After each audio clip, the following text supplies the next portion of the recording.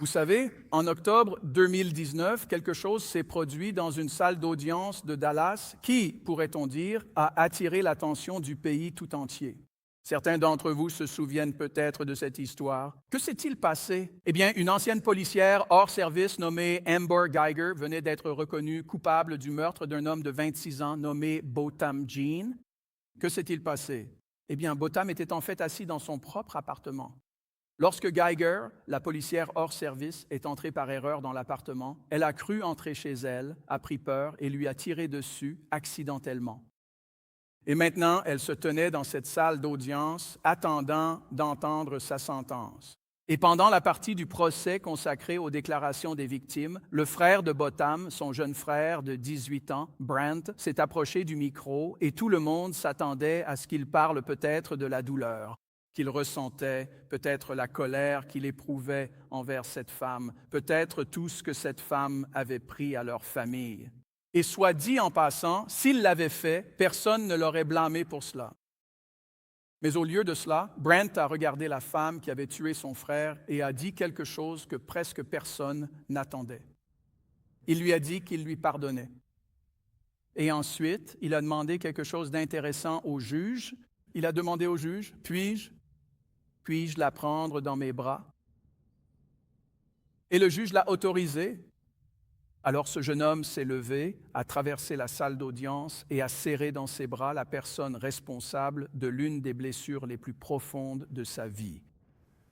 N'est-ce pas une histoire incroyable? Je veux dire, c'est vraiment le pardon à un autre niveau.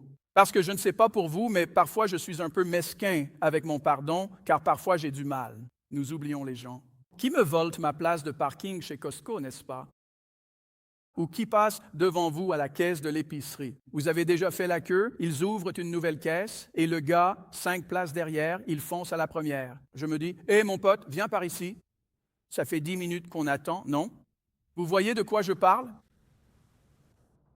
Mais voici ce qui est intéressant dans cette histoire, ce qui rend ce moment si puissant. Tout le monde, quand vous racontez cette histoire, s'arrête un instant. Vous voyez, le pardon de Brent ne signifiait pas que ce qui s'est passé était acceptable instantanément, n'est-ce pas?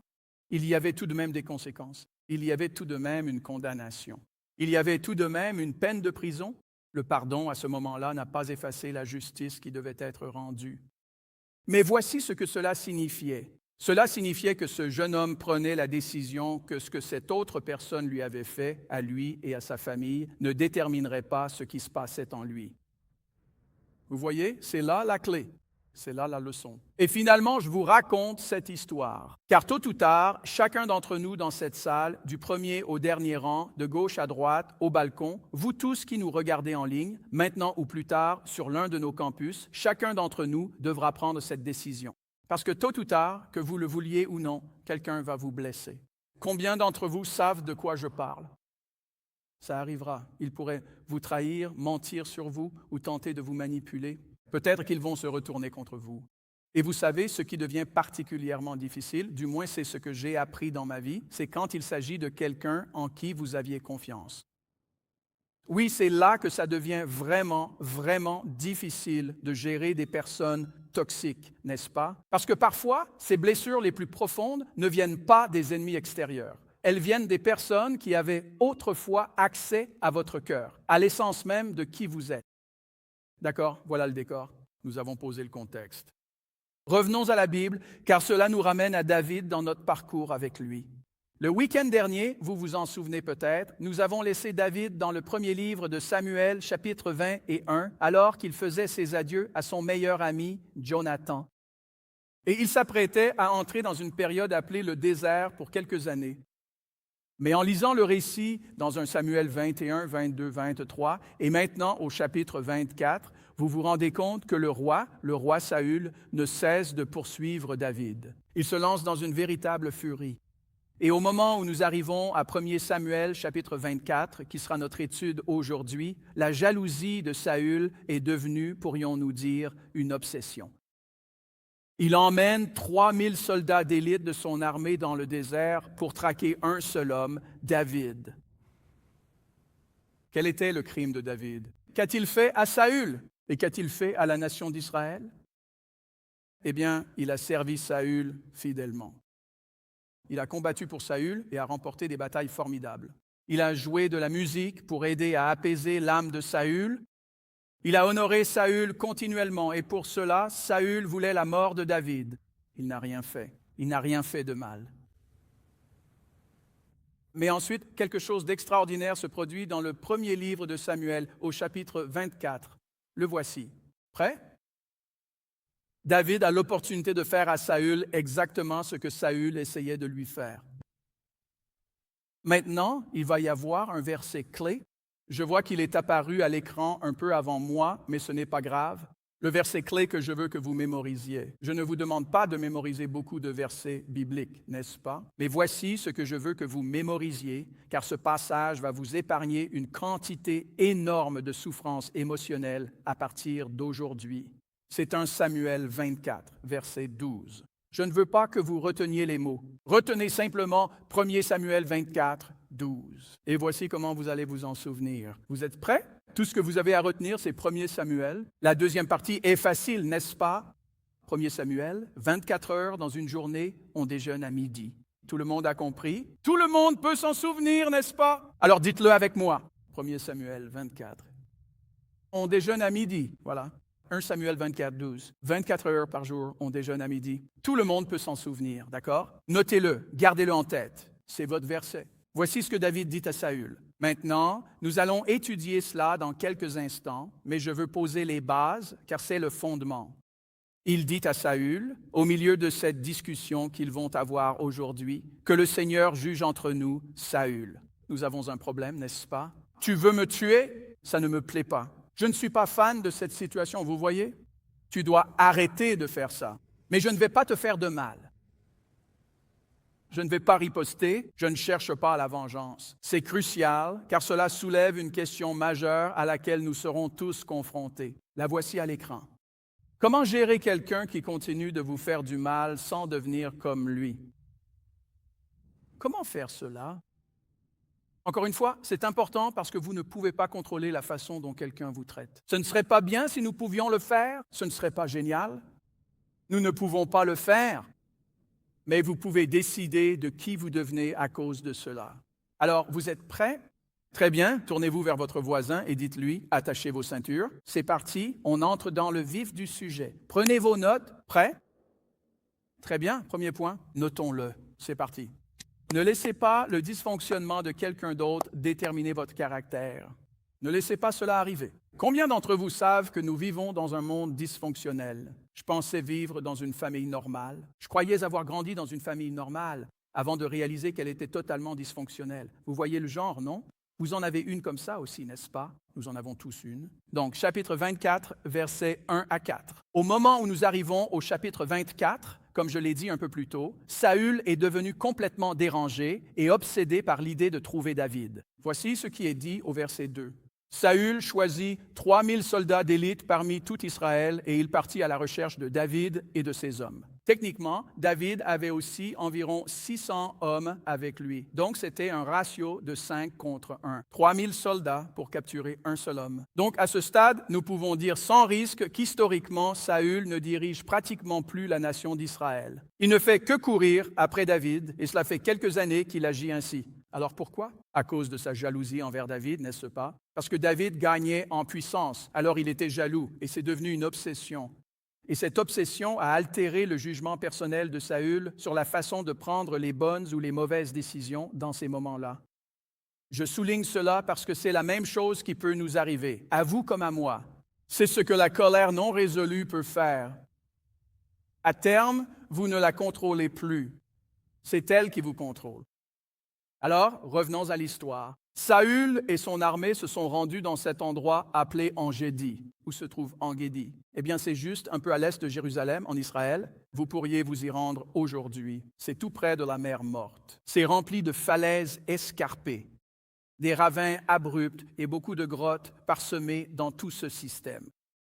Et quelque part dans ces grottes, David et ses 600 hommes se cachent, probablement dans des grottes différentes, des poches différentes. Et puis l'histoire prend ce qu'on pourrait appeler un tournant assez incroyable, car Saül, dans l'histoire du chapitre 24, doit aller aux toilettes. Il doit s'occuper d'une affaire personnelle, d'accord? Certains d'entre vous ne savent peut-être pas que la Bible contient en fait des histoires de toilettes. Bienvenue à Compass Church. Nous enseignons tout le conseil de Dieu aujourd'hui, alors voilà. Donc Saül doit s'occuper de ses affaires. Et à l'époque, on allait dans une grotte, n'est-ce pas? C'est logique. La Bible dit que Saül est entré dans la grotte pour se soulager, mais il y a juste un problème. Il a choisi la mauvaise grotte. Parmi toutes les grottes qu'il aurait pu choisir, il a choisi la seule grotte. Devinez qui se cachait dans cette grotte? David était dans la grotte. David et certains de ses hommes. Pouvez-vous imaginer David en train de regarder tous ses compagnons? Quand Saül entre, il a dû le regarder et se dire « Tu plaisantes, c'est pas possible ». Vous voyez qui est en train d'entrer dans cette grotte? C'est dingue. C'est l'homme qui essaie de me traquer. Et maintenant, il se tient à seulement quelques pas de moi. Et il est seul, il est sans protection, et il ne se doute absolument pas que je suis là. Maintenant, nous ne savons pas si David a dit cela. Je viens juste d'inventer ça, mais nous savons ce que ses amis ont dit. Voici ce que ses amis ont dit.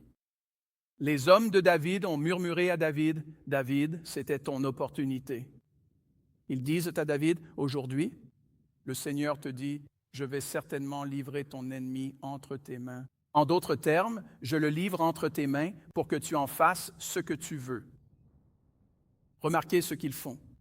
Ils ne font pas que conseiller David. Attendez, pourquoi je chuchote? Une seconde. Je me suis perdu dans ma propre histoire un instant, n'est-ce pas? Ça nous arrive, oui. Remarquez ce qu'ils font. Ils mettent le nom de Dieu sur leur conseil. Vous n'adorez pas quand vos amis font ça. Je peux vous le dire. OK, détendez-vous une minute. David, Dieu a fait cela, disent-ils. Dieu a amené Saül dans cette grotte. C'est votre moment. Il est temps de frapper.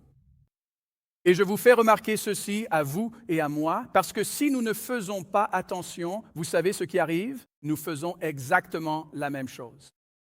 Nous pouvons prendre ce que nous voulons faire et nous pouvons réellement nous convaincre que Dieu doit vouloir que cela arrive aussi.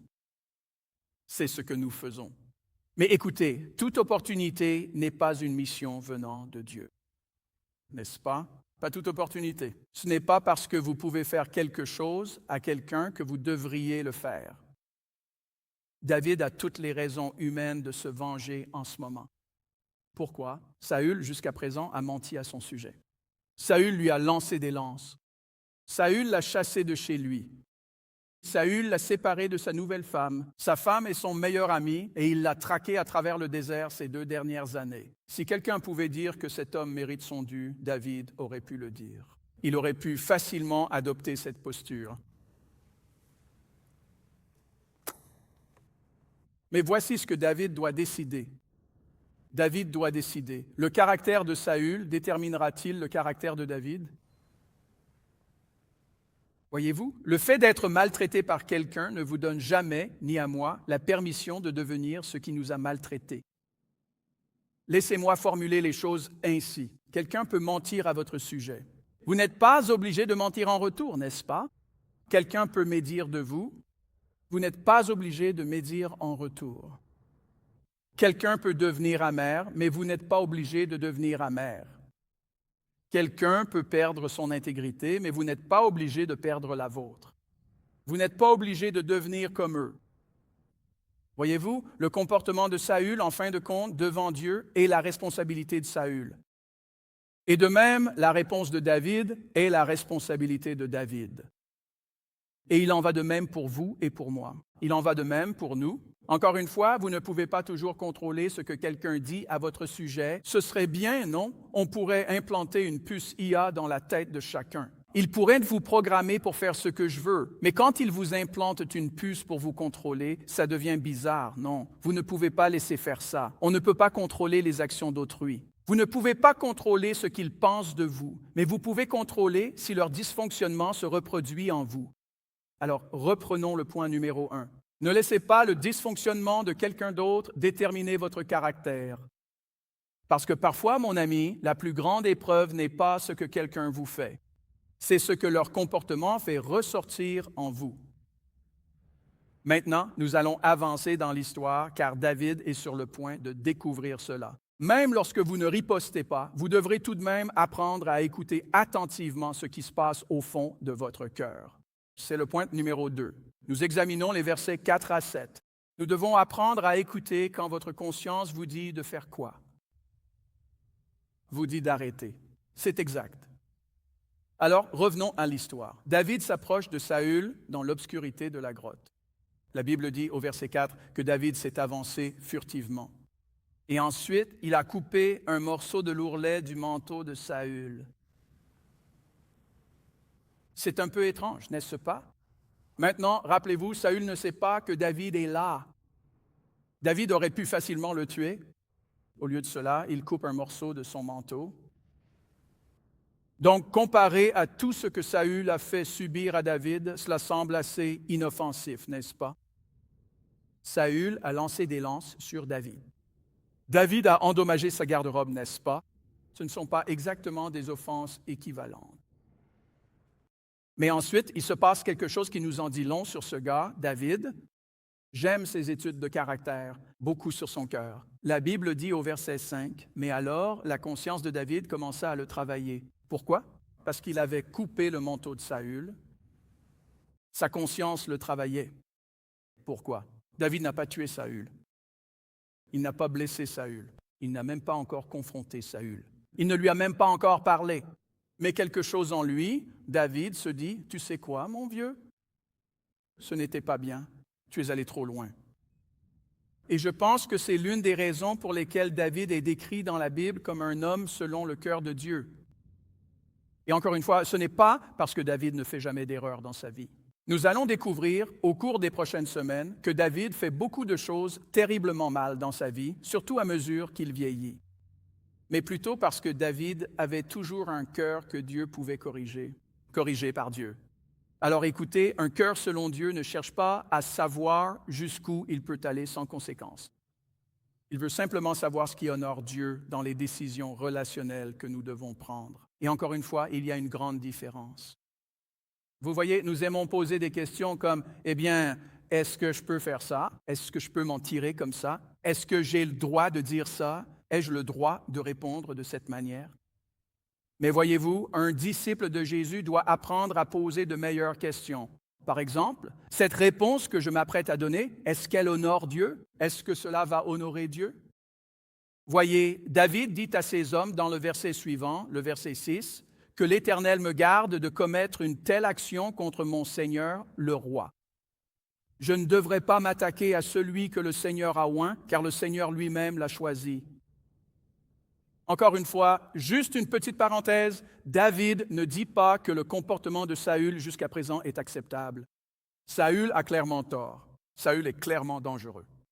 Et David ne dit certainement pas que l'autorité spirituelle, si quelqu'un la possède, donne à cette personne la permission d'abuser d'une autre personne. Il ne dit pas cela. Voici ce qu'il dit. Il dit que Dieu a placé Saül sur le trône et David va faire confiance à Dieu pour retirer Saül quand Dieu voudra le retirer. Est-ce que cela a du sens? David ne sera pas celui qui le fera. Donc David sait que Dieu lui a déjà promis le royaume, n'est-ce pas? Parce qu'il avait été oint par Samuel plus tôt, donc il le sait. Voici donc la conclusion de David.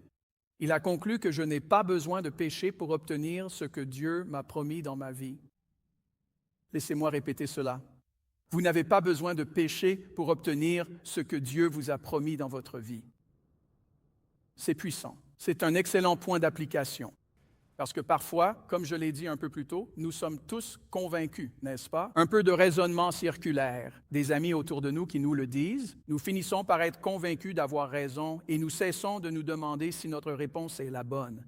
Et ce sont deux choses différentes. Parce que vous pourriez avoir raison sur ce que la personne a fait. Vous pourriez avoir raison sur ce qu'elle a dit. Vous pourriez avoir raison sur la façon injuste dont vous avez été traité dans cette situation. Toutes ces choses pourraient être exactes. Mais avoir raison sur leur comportement ne se traduit pas automatiquement par le fait que vous ayez raison dans votre réponse. Et c'est pourquoi la conscience est importante. Passons au Nouveau Testament. Le chapitre 2, verset 15 de l'Épître aux Romains dit que Dieu a placé en nous, en chaque être humain, une conscience. Chacun d'entre nous. Que vous soyez un disciple de Jésus ou non, tout le monde possède une conscience qui témoigne de ce qui est bien et de ce qui est mal. ce qui est bien et ce qui est mal. Maintenant, pour les disciples de Jésus, nous avons une conscience dotée de super pouvoirs, n'est-ce pas? Parce que nous sommes boostés, parce que nous avons une conscience qui est continuellement façonnée par la vérité de la parole de Dieu et l'œuvre du Saint-Esprit dans notre vie. Les théologiens appellent cela le processus de sanctification progressive. Nous devenons de plus en plus conformes à l'image de Jésus-Christ. Et donc, Dieu travaille en nous tout le temps. Et donc, en tant que disciple de Jésus, si ta conscience te dit « Hé, l'ami, n'envoie pas ça. » Hé, attends un peu, mon pote. Ne dis pas ça. Ne publie pas ça. Et si tu l'as publié, supprime-le. Tu vois? Ne riposte pas. Ne deviens pas cette personne. Ne le fais pas. Et quand ta conscience te dit ça, nous devons apprendre à y prêter attention. Parce que plus tu ignores ta conscience de manière répétée, plus il te sera facile de l'ignorer encore et encore. Ta conscience finit par être cautérisée. Alors, pense à un steak, d'accord? Tu as un bon steak et que font-ils? Ils le saisissent des deux côtés, n'est-ce pas? Imagine donc ta conscience en train d'être cautérisée. Tout ce que cela fait, c'est durcir l'extérieur de qui tu es. Et il te sera de plus en plus difficile d'entendre la voix de Dieu. Alors, quand Dieu examine ton cœur, tu dois apprendre à t'arrêter. Et c'est ce que fait David. Le verset 7 dit que David a retenu ses hommes. Il ne leur a pas permis de tuer Saül. Tout le monde autour de David lui disait de frapper et de frapper maintenant. Saül est vulnérable.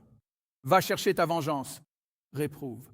Débarrasse-toi de ce clown. Débarrasse-toi de ce vaurien, n'est-ce pas? Mais David se souciait davantage d'honorer Dieu que de satisfaire ses amis. Alors, quand tu as été blessé, ta conscience comptera plus que la foule. Tu dois t'en souvenir.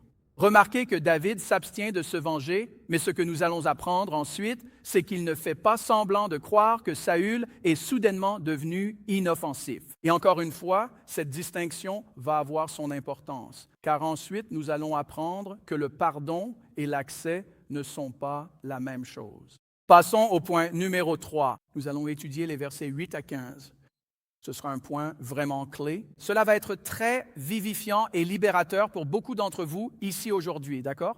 Nous avons appliqué des principes qui ont orienté notre vie, mais il faut réapprendre l'essentiel, savoir poser des limites sans esprit de vengeance. Alors, tandis que l'histoire se poursuit, Saül quitte la grotte et ce n'est qu'après que Saül s'est éloigné et a remis sa robe que David sort de sa cachette et l'interpelle au verset 8. « Mon Seigneur, le roi. » Saül se retourne et la Bible dit alors que David s'incline profondément devant lui et David dit « Roi, pourquoi? Pourquoi écoutez-vous ces autres personnes? Pourquoi écoutez ceux qui prétendent que je veux vous nuire? Ce n'est pas vrai. Vous pouvez le constater par vous-même aujourd'hui. Ce n'est pas vrai. » Et puis David brandit le morceau de la robe de Saül. Il a ses preuves. Les voici. Saül, j'aurais pu vous tuer. J'aurais pu, c'est tout.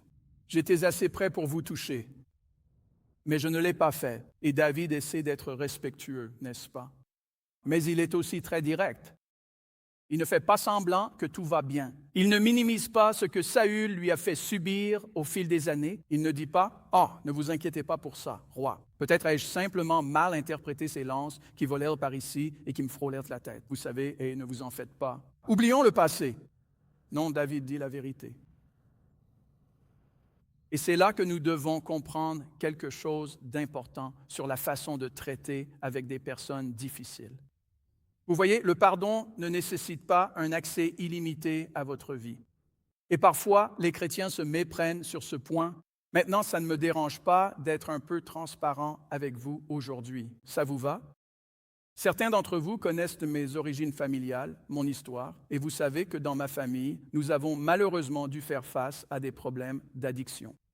J'ai donc dû apprendre cette leçon. Ma femme et moi avons dû établir des limites afin de protéger notre mariage et de protéger nos enfants de ce comportement. Combien d'entre vous voient de quoi je parle, n'est-ce pas? Je ne suis pas le seul, n'est-ce pas, à avoir dû faire cela? Oui. Nous pensons donc, et c'est là que parfois nous nous trompons, que nous avons pris la mauvaise direction. Je veux donc essayer d'apporter un peu d'aide. Nous pensons que si nous pardonnons à quelqu'un, nous devons immédiatement lui refaire confiance à 100%. Ça passe de 0 à 100. Non, ça ne fonctionne pas comme ça. ou que nous devons les laisser revenir. Mais comprenez bien, le pardon et la confiance sont différents. Le pardon est un choix que je peux faire devant Dieu. Mais la confiance est quelque chose qui se reconstruit avec le temps. Voyez-vous, ça se reconstruit avec le temps et cette réconciliation que nous voulons dans notre vie avec des personnes toxiques est quelque chose qui se produira avec le temps. Cela va demander quelque chose des deux personnes. Revenons donc à David. David a renoncé à son droit de se venger de Saül, mais ce que vous allez apprendre, c'est que David ne retourne pas au palais avec Saül. Pourquoi? Parce qu'il sait toujours que Saül, le roi, est dangereux. Alors, écoutez, vous pouvez honorer quelqu'un sans lui faire confiance à 100%. Vous pouvez effectivement pardonner à quelqu'un tout en reconnaissant qu'il n'est pas assez saint pour que vous soyez proche en ce moment. Vous pouvez vraiment prier pour quelqu'un, n'est-ce pas? Le saviez-vous? Créez de la distance entre vous. Libérez-vous de votre amertume sans pour autant redonner accès à cette personne. Ce sont des pistes concrètes. Pour certains, c'est peut-être la sagesse dont vous avez besoin aujourd'hui. C'est à cela que ressemblera la sagesse pour vous dans ces relations. Parce que peut-être avez-vous passé des années à croire qu'être un bon chrétien signifie laisser quelqu'un faire partie de votre vie de manière répétée alors qu'il vous manipule, vous rabaisse, vous menace ou abuse de votre confiance. Vous devez apprendre à poser des limites. Et rappelez-vous, les limites ne sont pas de l'amertume. Parfois, les limites sont juste une sagesse simple et bénéfique. D'un autre côté, les limites ne sont pas non plus une punition. Nous ne créons pas de limites pour créer de la distance afin que quelqu'un doive souffrir inutilement, n'est-ce pas? Nous voulons créer des limites saines parce que l'amour ne nous oblige pas à participer au comportement destructeur de quelqu'un d'autre. Puis-je obtenir un amen là-dessus, n'est-ce pas? C'est ce que la Bible nous enseigne, oui. Alors, que se passe-t-il? David dit dans notre verset 24-12, n'est-ce pas, que l'Éternel soit juge entre nous. C'est la conversation maintenant, n'est-ce pas? Saül, que l'Éternel soit juge entre nous. Et ensuite il dit, peut-être que l'Éternel te punira pour ce que tu essaies de me faire. N'appréciez-vous pas même cette approche qu'il adopte? Il ne dit pas, parce que je sais que l'Éternel va s'occuper de toi et qu'il va bien s'occuper de toi et que tu vas avoir ce que tu mérites ou je ne sais quoi, n'est-ce pas? Peu importe ce que nous disons aux gens aujourd'hui, il dit juste, peut-être. Peut-être qu'il le fera, peut-être pas. Je ne sais pas. Peut-être que l'Éternel te punira pour ce que tu essaies de me faire. Je vais laisser Dieu décider. Mais pour ce qui est de moi, je ne te ferai pas de mal. Vous voyez, c'est pour cela que c'est un verset si important pour nous tous, n'est-ce pas? Que dit David? David dit essentiellement, Saül, je ne serai pas celui qui te fera payer. Je vais remettre la justice entre les mains de Dieu. Mais je ne vais pas non plus prétendre que cette relation est instantanément saine. Vous voyez, c'est de la maturité. Et encore une fois, pensez à David. Il avait une vingtaine d'années. Quel jeune homme mature. Le chapitre 12 de l'Épître aux Romains dans le Nouveau Testament le dit ainsi. Romains 12, 19. Ne vous vengez jamais. Laissez cela à qui? À la juste colère du Seigneur Dieu, n'est-ce pas? Voyez-vous, le pardon libère mon droit à la vengeance, mais le pardon n'efface pas la sagesse. Et voici ce que je veux que vous reteniez. La grâce ne vous oblige pas à continuer de donner à quelqu'un l'arme qu'il a utilisée pour vous blesser. Vous voyez, parfois la chose la plus pieuse que vous puissiez faire est de pardonner à quelqu'un, puis de prendre du recul. C'est très pieux parfois. Parfois, il s'agit de libérer l'amertume, mais ensuite, comme je l'ai dit, d'établir une limite. Prier pour eux, mais sans leur donner le même accès qu'ils avaient autrefois. David refuse la vengeance, mais il refuse aussi de se remettre à portée de lance de Saül. Et maintenant, alors que nous concluons notre histoire, il fait quelque chose d'encore plus difficile. Il doit apprendre à laisser le jugement final à Dieu et à continuer d'avancer. Continuez d'avancer. Jetons un coup d'œil aux versets 16 à 22. Donc, le 4e point d'application, une vérité pour nous aujourd'hui est que nous devons apprendre à laisser le jugement à Dieu et à continuer d'avancer. Alors, après que David a fini de parler, Saül répond enfin. Et ce qui se passe, je dois vous le dire, quand vous le lisez pour la première fois, si vous parcourez l'histoire, c'est en fait assez surprenant. Voici ce que dit la Bible au verset 16. Lorsque David eut fini de parler, Saül répondit et dit, « Est-ce bien toi? Est-ce bien toi, mon fils David? » Et puis il a commencé à pleurer. Il a commencé à pleurer. Saül pleure. C'est assez incroyable. Il appelle David mon fils. Et ensuite, il continue en disant quelque chose que David a probablement attendu longtemps d'entendre. Il déclare alors, au verset 17, avec une grande émotion, « David, tu es un homme bien meilleur que moi, car tu m'as rendu le bien pour le mal que je t'ai fait. » C'est incroyable. Saül l'admet enfin. David avait raison. Alléluia, alléluia, alléluia, n'est-ce pas? David avait raison. Saül avait tort. Ce sale vaut rien. Il va même jusqu'à dire quelque chose de plus. Il dit, « Et maintenant, David, je réalise que tu vas sûrement être le roi. » Et non seulement cela, mais le royaume d'Israël va prospérer sous ton règne, au verset 20. Maintenant, réfléchissez à cela. C'est l'homme qui essayait de tuer David depuis quelques années.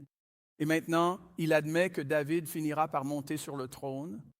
Et pendant un instant, on dirait que tout a changé. Saül est ému. Saül pleure. Saül se confesse. Il dit tout ce qu'il faut. C'est comme un grand feuilleton sur Telemundo. Tout va bien se passer. Et si on s'arrête de lire là, on pourrait se dire « Waouh, c'est génial, la relation va être rétablie. » Et j'adore toujours quand ça arrive. Mais comment pensez-vous que l'histoire se termine? Jetons un coup d'œil. Le chapitre se termine par un détail très important au verset 22. Le voici. Prêt? Puis Saül rentra chez lui, et David et ses hommes retournèrent à leur forteresse. Saül rentra chez lui, David retourna à sa forteresse. Pourquoi? Parce que David avait compris quelque chose que nous devons tous comprendre. Les larmes ne sont pas toujours synonymes de transformation. D'accord? Voyez-vous, l'émotion peut être réelle à ce moment-là. Le remords peut être sincère à ce moment-là. Des excuses, ça compte vraiment. On adore ça, c'est bien. C'est un premier pas sain. Mais un changement durable finira par produire quelque chose de puissant. Cela produira une différence, un comportement différent chez une personne toxique. David a déjà vu ça. La raison pour laquelle il agit ainsi, je vous le dis, c'est une leçon tellement formidable, car c'est presque comme un cours de psychologie de base que l'on pourrait suivre à l'université. Et vous devez vous rappeler. Rappelez-vous comment cela se déroule. C'était il y a 3000 ans. C'est la nature humaine et la Bible la capture pour nous. Donc, David a déjà vu ce schéma chez Saül auparavant. Comment le savons-nous? Parce qu'au chapitre 19, 5 chapitres plus tôt, Jonathan, le fils de Saül, confronte Saül au sujet de son désir de tuer David. Et Saül fait en réalité une promesse dans un Samuel, chapitre 19, verset 6. Voici ce qu'il dit. « Aussi vrai que l'Éternel est vivant, David ne sera pas tué. » Par moi, c'est ce qu'il dit. Donc, en se basant sur cette promesse, Jonathan revient et le dit à David. David dit, « D'accord, c'est une bonne nouvelle. » Saül s'est repenti, n'est-ce pas? Il a changé. David est retourné au palais dans 1 Samuel 19. Rentrez chez vous et lisez-le. Et pourtant, peu de temps après, Saül saisit une autre lance. David a donc appris quelque chose sur le roi Saül, sur la nature humaine. Une conversation sincère n'efface pas un schéma destructeur. Donc, encore une fois, Saül pleure peut-être en ce moment. Il dit peut-être les bonnes choses. Et pourtant, David ne juge pas l'avenir de Saül sur un seul moment d'émotion. Il va rentrer chez lui et observer le schéma. Voici donc l'application. La véritable repentance, c'est plus que de simples regrets. Cela finit par changer votre façon de vivre. D'accord? Eh bien, c'est vrai pour Saül. C'est l'histoire biblique. C'est peut-être vrai pour la personne dont vous parlez dans votre vie. Et devinez pour qui d'autre c'est vrai. C'est vrai pour vous et moi. C'est vrai pour nous. Parce que parfois, nous voulons que Dieu change l'autre personne. N'est-ce pas? Dieu commence par eux. Mais peut-être que pendant que Dieu fait cela, il nous demande aussi si nous changeons ou non. Quelle est ma part de responsabilité dans cette histoire? Peut-être devrions-nous être plus humbles et plus honnêtes. Devenons-nous plus enseignables? Devenons-nous de plus en plus comme Jésus? Devenons-nous de plus en plus comme Jésus? David ne peut pas forcer Saül à changer. On ne peut jamais forcer personne à changer. C'est impossible. Impossible. On ne peut forcer personne à s'excuser. Ce serait vraiment utile si vous le faisiez. Ça nous simplifierait la vie. Vous ne pouvez pas les forcer à comprendre ni à changer leur vie ou à prendre leurs responsabilités. Mais il faut lâcher prise sur ce que seul Dieu peut gérer. Vous devez lâcher prise sur les choses que Dieu peut gérer. C'est pourquoi notre verset, 1 Samuel 24, le service de 8h30 vous a surpassé sur ce point, non? 1 Samuel 24. Que le Seigneur soit celui qui juge entre nous. Laissez les choses en l'état. Laissez le Seigneur être le juge. Donc, en d'autres termes, vous arrivez au point où vous réalisez, tu sais quoi, Dieu, tu as vu ce qui s'est passé. Dieu, tu connais la vérité. Dieu, tu connais mon cœur. Dieu, tu connais leur cœur. Et je vais remettre l'issue finale entre les mains de Dieu. C'est là que nous pouvons arriver. Parce que, voyez-vous, certains d'entre nous, ici aujourd'hui, portent des dossiers que Dieu ne vous a jamais demandé de poursuivre. Il est temps de classer l'affaire. Maintenant, comment savoir si c'est ce que vous faites? Eh bien, voici comment. Vous continuez à repasser la conversation en boucle dans votre tête. Peut-être que vous répétez la trahison. Peut-être que vous imaginez ce que vous auriez pu dire, ce qu'ils auraient dû dire. Peut-être que vous attendez encore des excuses. Et pendant ce temps, cette personne qui nous a blessés occupe toujours une place dans nos cœurs. À un moment donné, si vous voulez gérer cela de manière biblique, vous devez apprendre à laisser le jugement à Dieu et continuer à marcher vers l'avenir que Dieu a prévu pour vous. Allez, quelqu'un peut m'aider avec ça, s'il vous plaît? Ouais. Voyez-vous, c'est ce que fait David. Il ne se venge pas. Il ne retourne pas vers Saül, mais avance vers la promesse de Dieu. Permettez-moi de conclure ainsi nos réflexions d'aujourd'hui. Vous n'avez pas besoin de vengeance pour obtenir l'avenir que Dieu a prévu pour vous. Vous savez ce qu'il vous faut? De la foi. C'est vrai. Vous avez besoin de foi. Quel genre de foi? La foi de savoir que Dieu voit ce que vous voyez. Dieu a tout vu, n'est-ce pas? Il le voit. La foi que Dieu jugera effectivement avec justice quand il le voudra. Peut-être que le Seigneur le fera, comme l'a dit David. Laissez cela à Dieu. Que diriez-vous d'avoir la foi que Dieu peut accomplir son dessein sans que vous et moi ne forcions le résultat? Vous voyez, c'est là la clé. Parce que parfois, voici ce qu'il faut retenir. La plus grande victoire n'est pas de vaincre la personne qui vous a fait du mal. C'est de refuser de devenir comme elle. N'est-ce pas? Allez, que quelqu'un m'aide avec ça. Oui. Donc, au début de ce message, nous avons rencontré un jeune homme nommé Brent. Souvenez-vous de ce jeune homme debout dans un tribunal de Dallas. La femme qui a tué son frère était assise à quelques mètres seulement. Brent ne pouvait pas changer ce qui s'était passé. Il ne pouvait pas ramener son frère, quoi qu'il fasse. Il ne pouvait pas effacer la douleur qu'il avait ressentie, que sa famille avait ressentie. Mais ce qu'il pouvait faire, c'était décider de ce que cette douleur allait produire dans son propre cœur. Vous voyez, si vous y réfléchissez, c'est vraiment la décision que David a dû prendre dans notre histoire. Saül pouvait le poursuivre. Saül pouvait choisir de mentir à son sujet. Saül pouvait continuer à le menacer. Il pouvait continuer à essayer de le détruire. Mais savez-vous ce que Saül ne pouvait jamais faire? Saül ne pouvait jamais décider quel genre d'homme David deviendrait. Vous voyez?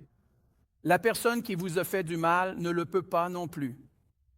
Elle n'a pas ce genre de pouvoir sur vous. Comprenez-vous? Permettez-moi de le redire.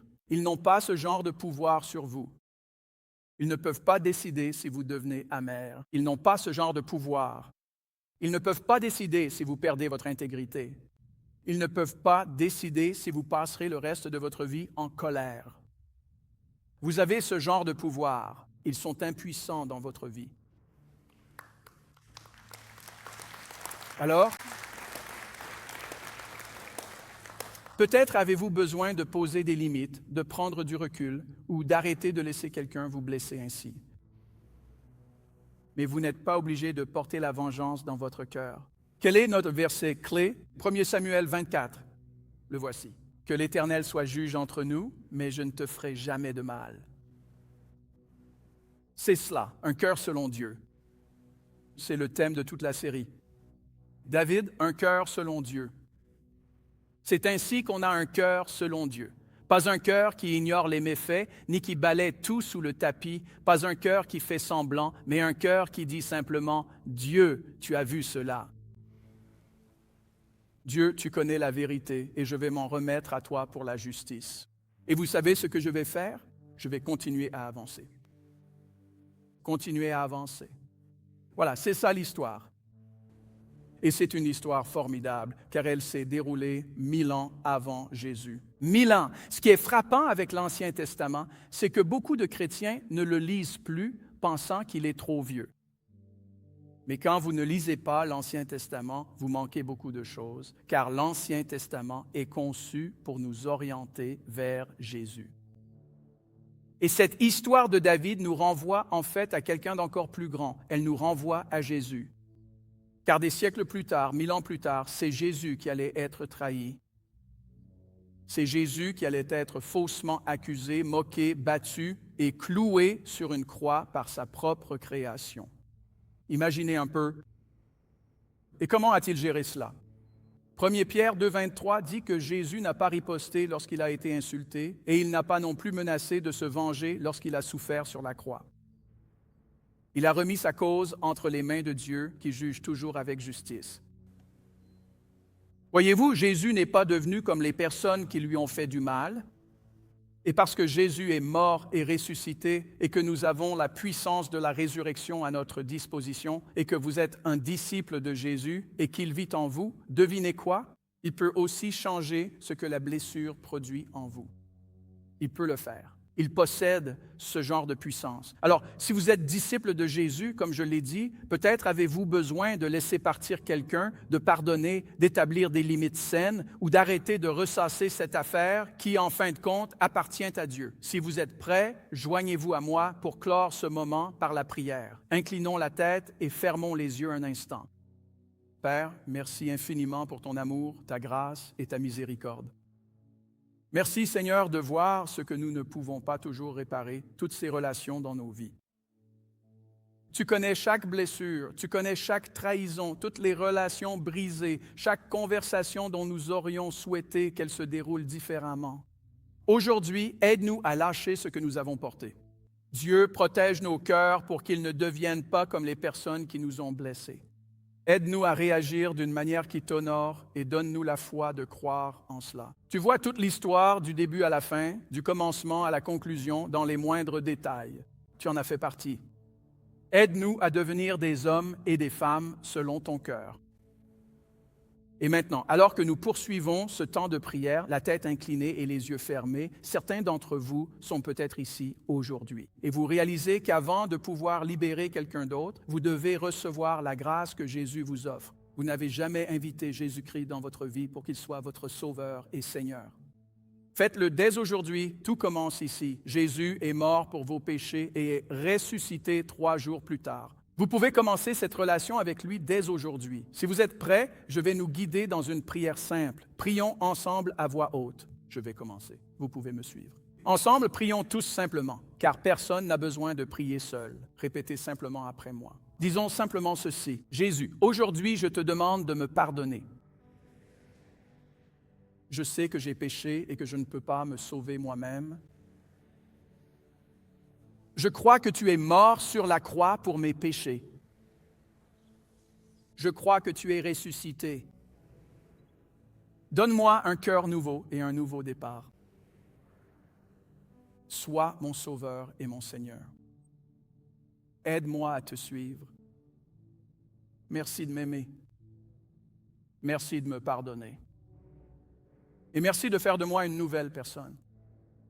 Au nom de Jésus, Amen. Accueillons ceux qui ont fait cette prière pour la première fois. C'est tellement génial. Nous vous célébrons car en faisant cette prière pour la première fois, vous rejoignez la famille de Dieu. Alors, bienvenue dans la famille de Dieu. Nous sommes très heureux que vous soyez ici avec nous. Amen. Maintenant, nous voulons vous aider.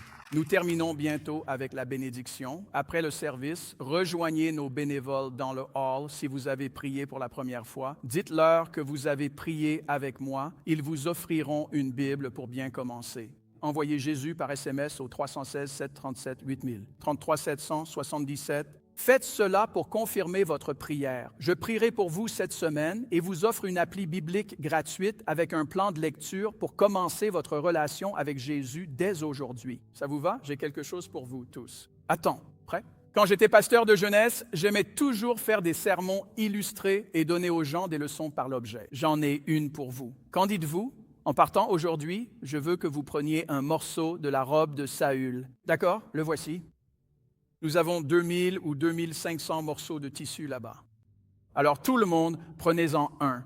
Emportez ceci avec vous, d'accord? Sur le chemin du retour. Mettez-le dans votre Bible, mettez-le dans votre voiture ou peu importe pour vous rappeler, je ne vais pas chercher à me venger. Je ne vais pas chercher à exercer de représailles. Je vais m'en remettre entre les mains de Dieu. Pouvons-nous faire cela? Faisons-le. Très bien, levez-vous avec moi.